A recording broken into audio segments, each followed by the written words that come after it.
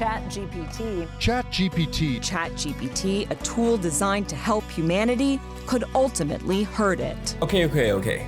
ChatGPT, pre-trained generative transformer. Basically nerd talk for big scary AI that's gonna come take all of our jobs, right? I mean, that's kind of how the media's portraying this whole thing, but I don't think that's the right mindset we should be approaching this new technology. And I say that because we really don't know what this is, not only from a technological standpoint, but also like what this means for us as a society, and really what this means for work. Like, what does work really mean when we have an AI like ChatGPT? But let's hold on. What even is ChatGPT? ChatGPT is essentially what we call a language model. In this case, a large language model.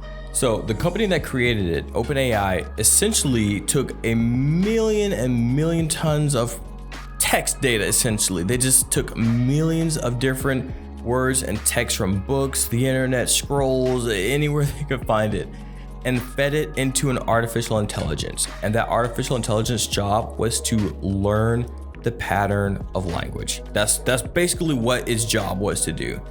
And what it did was it learned how language is written. It understands what is followed and preceding certain words. And essentially it has a pattern of what language is spoken in what situations. So for example, if I say 1 + 1 equals what, you're gonna say or think 2, right? You didn't have to do the math. You didn't think one item here, one item here, put them together and then count what was left over. No, you just know if I say 1 + 1 equals, or if I just say number plus number equals, and I do this, the response is to give the answer. Even if you don't do the math, even if you don't understand the math, you still know the answer is 2. And that's essentially what ChatGPT is doing, but on a massive scale. But in the same way where you can answer a math problem without actually doing or understanding the math, GPT is able to give seemingly intelligent responses without understanding what it's saying, because it knows the pattern of text that should follow basically some input. So if you ask it a question to write you an essay, it knows, okay, a pattern that would likely follow this question, if a person were asked this, they would write something like this, and that's what it's doing. So it's not conscious, probably. No, it's not conscious, it's not thinking, but it is here to stay, right? The cat's out of the bag, and now we're gonna have to learn how to essentially adapt to this new technology. But the nice thing about this is that we have gone through this before. As a society, as human beings, we're really good at adapting to novel and new situations. And one of my favorite examples of humans adapting to new technology is when books came into the scene, and then calculators. So in the 15th century, the printing press was invented, printed books became available on a mass scale. Happy days, literacy, everything is perfect, right? Well, not to the people living at that time. The consensus when printed books became popular was that it would lead to moral decay amongst the young people. People would become lazy. Their heads would be filled with radical ideas, and people would cough. And this is funny. People would cough in the books and then hand the books to someone else, and then people get sick and it would cause a plague. They may have been onto that, actually. Oh gosh. Anyways, no. So let's disregard the the coughing part and look at how books have changed, right? I mean, we don't even consider books as technology anymore because it's just so baseline and integral to our day-to-day lives. And it's kind of funny how the perception of a new technology changes once we become used and adapt to it. And a more recent example is calculators. So in 1970, calculators became affordable and more widely available to children and people in school and academics. And again, happy days, we have calculators now, we can actually learn, but no, not to the people of the time.